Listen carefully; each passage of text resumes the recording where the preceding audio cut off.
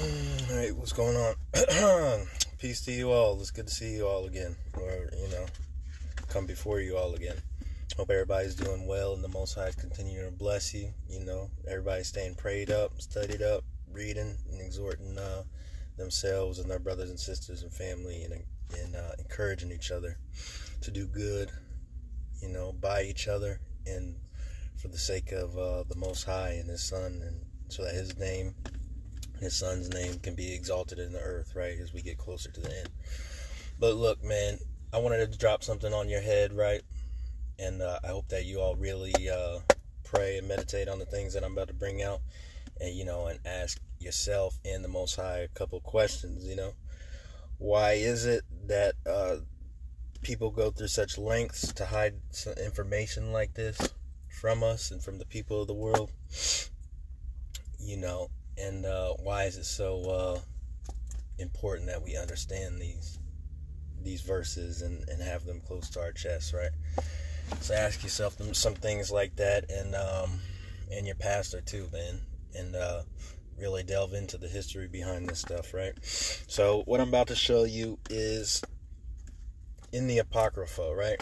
In Second Ezra's, the book of Ezra's. If you don't have one of these, don't understand what it is, I need you to do your research today, right, and figure it out, and let's get to it, right? Because this book right here, it's a section of the Bible that's always been included in the Bible, right? When Old Testament, Apocrypha, New Testament, Apocrypha basically means hidden books, right? And this has more wisdom books and prophets and stuff like that in there. That's crucial to understanding and learning and, getting along in this world, And look, so what I'm about to bring out is in Second Ezra's, right? Oh, and, this portion of the book was always, like I just mentioned, in the King James version of the Bible, right? In the 1611 version, and you can always find it today. Go on Amazon, copy one, and my bad, excuse me. But yeah, go on Amazon, look into this, man, and get you one of these. But what I'm about to bring out is in Ezra's, right? It's in Second Ezra's, right? And I want to show you something up close. There's about 70 verses that were taken out of this. In the 14th chapter, Ezra's in the 5th verse, and like the 26th verse, I believe, Ezra is commanded to put a lot of this stuff away and hide it only for the wise of his people, right? So and he's also commissioned to write a lot of extra biblical stuff, right? So I believe that's what's happened here, but you got to do your own research on the history of these of this stuff, right? But look, because I can't be out here too long, what I want to show you is in the 7th chapter of the book of Second Ezra's, right? If you look at the 7th chapter, right, what I'm about to read to you is in between the 36th verse. Well, look, what I want to show you here, actually, sorry for jumping everywhere, but what I want to show you in this Apocrypha, right? I know everything's mirrored and all silly looking. Actually, let me pick this up. So, you see how it ends. It's what I'm about to bring out is between the 36th verse and the 70th verse, right? So do you see how short the 7th chapter is, right? It has 70 verses, right? And the information that I'm about to read to you is only found in a couple translations of the Bible. And write these down, or go back and review this video, right? The NRSV, right, New Revised Standard Version, the RSV, the Revised Standard Version, and this one that I have here, right? This is the Old Testament Pseudepigrapha, James H. Charlesworth, in the first volume, right? But it's not called Second Esdras in this book. It's called the fourth book of Ezra's, right? So here he goes into a lot of apocalyptic visions, and it's the same thing that's here, and that's written in Second Esdras. But where we're gonna start at, if you got this or go online with me or whatever after this, then you start at the 36th verse. And then we're gonna go to the 104th verse. It's gonna be really short. But let me show you something else real quick, right? Sorry to belabor this, but I just want to really bring this out for y'all. But look, so that's where we're gonna start, on the 36th verse, right? And you see how all the verses are numbered and marked, right? And then at the 106th verse, you see there's two markers for the verses, right? Because these verses were always in the translation, so they had to put them alongside. So if you're trying to reference or find this stuff, or don't understand why it doesn't match up, that's the reason. Because all these, they collide, right? So they gotta make it so that you understand that how it's labeled in other places isn't correct. But anyways, let's get to it. Alright, so sorry for all that, but look, I just want you guys to understand this stuff. So look, again, this is what I'm reading out of, and you can find the NRSV and go into Second Esdras, but this is one of my favorites for sure. But okay, this is the Second Esdras, starting at the 36th verse, or like I have here, the fourth book of Esdras, the 36th verse. And it reads as follows: Then the pit of torment shall appear, and opposite shall be the place of rest, and the furnace of hell shall be disclosed, and opposite it the paradise of delight. Then the Most High will say to the nations that have been raised from the dead, Look now, and understand whom you've denied, whom you have not served, whose commandments you have despised. Look on this side and on that. Here are delight and rest, and there are fire and torments. Thus he will speak to them on the day of judgment, a day that has no sun or moon or stars or cloud or thunder or lightning or wind or water or air or darkness or evening or morning or summer or spring or heat or winter or frost or cold or hail or rain or dew or noon or night or dawn or shining or brightness or light, but only the splendor of the glory of the Most High, by which all shall see what has been determined for them. For it will last for about a week of years. This is my judgment and its prescribed order, and to you alone have I shown these things. The small number of the saved, that's the title of this portion, but it's all in the same chapter, right? And I answered and said, O sovereign Lord, I said then, and I say now, blessed are those who are alive and keep your commandments. But what of those for whom I prayed? For who among the living is there that has not sinned, or who among men that has not transgressed your covenant? And now I see that the world to come will bring delight to few, but torments to many. For an evil heart has grown up in us, which has alienated us from God, and has brought us into corruption and the ways of death, and has shown us the paths of perdition, and removed us far from life. And that not just a few of us, but almost all who have been created. He answered me and said, Listen to me, Ezra, and I will instruct you and will admonish you yet again. For this reason the Most High has made not one world, but two. For whereas you have said that the righteous are not many but few, while the ungodly abound, here is the explanation for this. If you have just a few precious stones, will you add to them lead and clay? I said, Lord, how could that be? And he said to me, Not only that, but ask the earth, and she will tell you. Defer to her, and she will declare it to you. Say to her, You produce gold and silver and brass, and also iron and lead and clay. but silver is more abundant than gold, and brass than silver, and iron than brass, and the lead than iron, and clay than lead.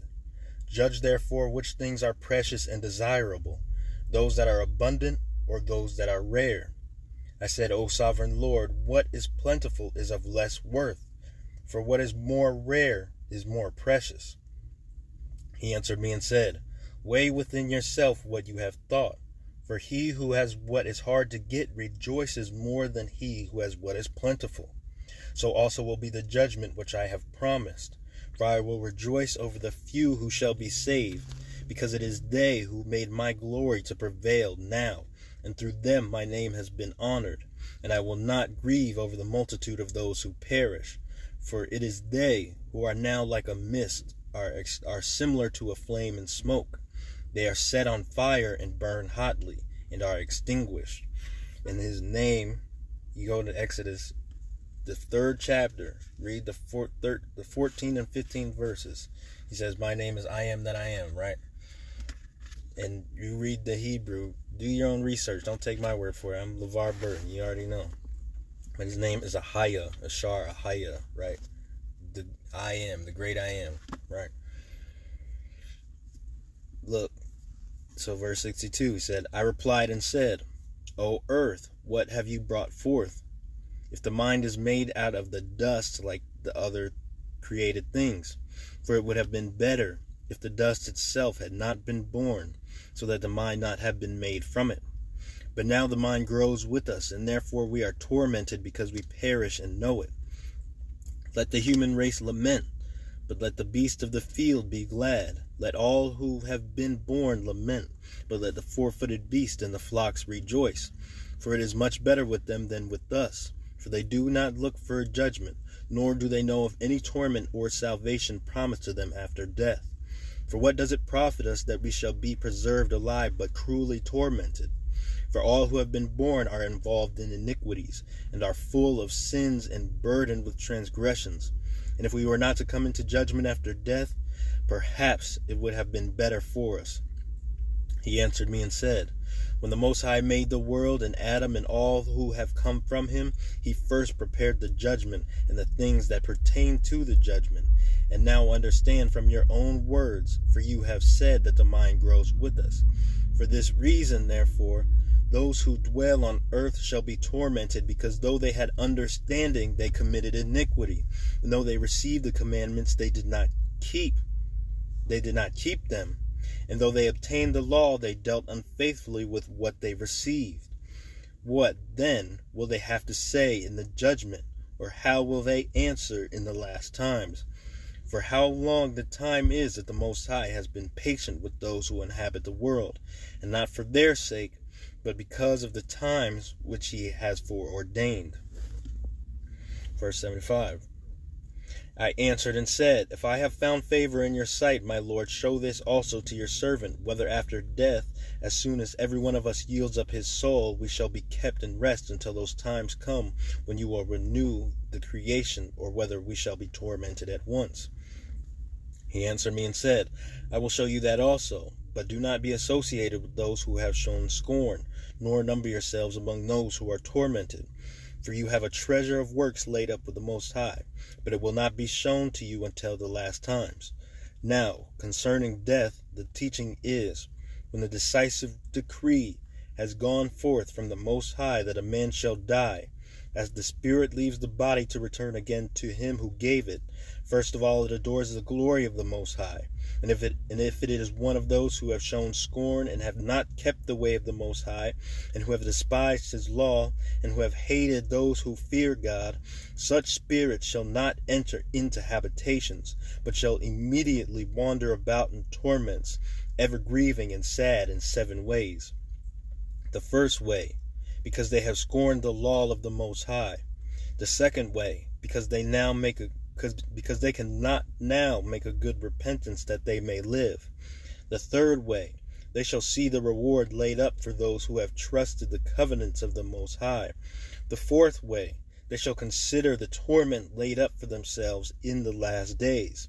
The fifth way, they shall see how the habitations of the others are guarded by angels in profound quiet. The sixth way, they shall see how some of them will pass over into torments. The seventh way, which is worse than all the ways that have been mentioned, because they shall utterly waste away in confusion and be consumed with shame, and shall wither with fear at seeing the glory of the Most High, before whom they sinned while they were alive, and before whom they are to be judged in the last times. Now this is the order of those who have kept the ways of the Most High when they shall be separated from their mortal body, during the time that they lived in it. During the time that they lived in it, they laboriously served the Most High, and withstood danger every hour, that they might keep the law of the lawgiver perfectly. Therefore, this is a teaching concerning them. First of all, they shall see with great joy the glory of him who receives them, for they shall have rest in 7 orders. The first order, because they have striven with great effort to overcome the evil thought which was formed with them, that it might not lead them astray from life into death. The second order, because they see the perplexity in which the souls of the ungodly wander, and the punishment that awaits them. The third order, they see the witness which he who formed them bears concerning them, that while they were alive they kept the law which was given them in trust. The fourth order, they understand the rest which they now enjoy, being gathered into their chambers and guarded by angels in profound quiet, and the glory which awaits them in the last days. The fifth order, they rejoice that they have now escaped what is mortal, and shall inherit what is to come. And besides they see the straits and toil from which they have been delivered, and the spacious liberty which they are to receive and enjoy in immortality. The sixth order, when it is shown to them how their faces is to shine like the sun, and how they are to be made like the light of the stars, being incorruptible from then on. The seventh order, which is greater than all that have been mentioned, because they shall rejoice with boldness, and shall be confident without confusion, and shall be glad without fear. For they hasten to behold the face of him whom they served in life, and from whom they are to receive their reward when glorified. This is the order of the souls of righteous, as henceforth is announced. And the aforesaid are the ways of torment, which those who will not give heed shall suffer hereafter. I answered and said, Will time therefore be given to the souls after they have been separated from the bodies, to see what you have described to me? He said to me, They shall have freedom for 7 days, so that during these 7 days they may see the things which you have been told, and afterward they shall be gathered into their habitations. Right, so if you're following along, right, and just not letting my voice fall on your ears, it's not a bedtime story, and this is definitely a scary one, right? So when your soul leaves your body, if you're good, then you're going to go to a habitation on one side and be blessed. And if you're bad, you're going to go to one side where you can see the blessed people enjoying themselves in profound quiet, right? And you can see your torment afar off, right? So, and this is written, right? So, look, if you just have a regular Bible, you're wondering, like, where I'm just drawing this stuff from. This is also written in the book of Luke. The 16th or the 19th chapter. It talks about, the rich and the poor man. The poor man is in Abraham's bosom, or, the peaceful habitation. And in the middle, there's a chasm that separates them, that you can't cross. Nobody's able to cross. And the angels protect both sides and make sure that nobody's even attempting it, right? And the rich man who, despised this man and didn't help him and stuff, and this is a parable that Christ talks about. He's in the pit of torment, right?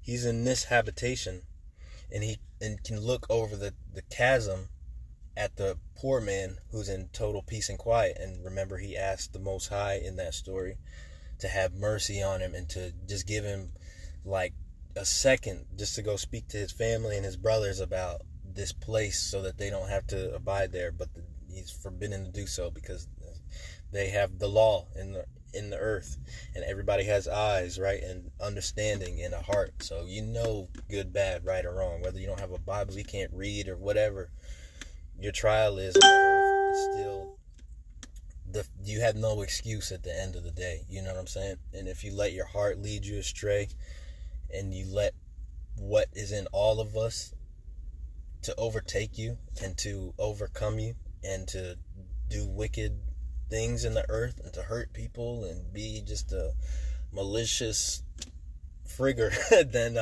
you get what you deserve. You know what I'm saying? And the Most High is saying that everybody has the opportunity to avoid this stuff.